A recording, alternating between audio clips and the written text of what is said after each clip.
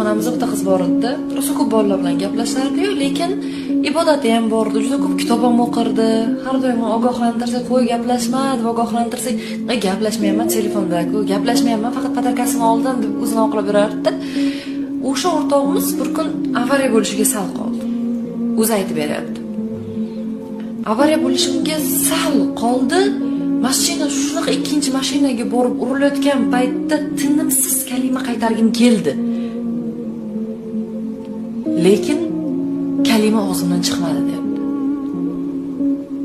Va o'sha qiz menga aytayapti, "Mohinur, ilm bo'lsa-yu, lekin uni amali bo'lmasa baribir qiyin ekan." Bizlar ko'pchiligimiz hozir hamma kitob o'qiydi. Hamma hozir ilm o'rganadi. Lekin juda ko'pchiligimiz amal qilmaydiganlardanmizda. Va o'shandan men rostdan aytsam qo'rqib qolganman. Chunki Alloh xohlamasa, hatto biz bilgan, biz o'rgangan narsamizni ham yoddan bilamiz-ku kalimani. Yoddan biladigan narsamizni ham Alloh xohlamasa tilimizga keltirmas ekan. Kerak bo'lgan paytda keltirmas ekan.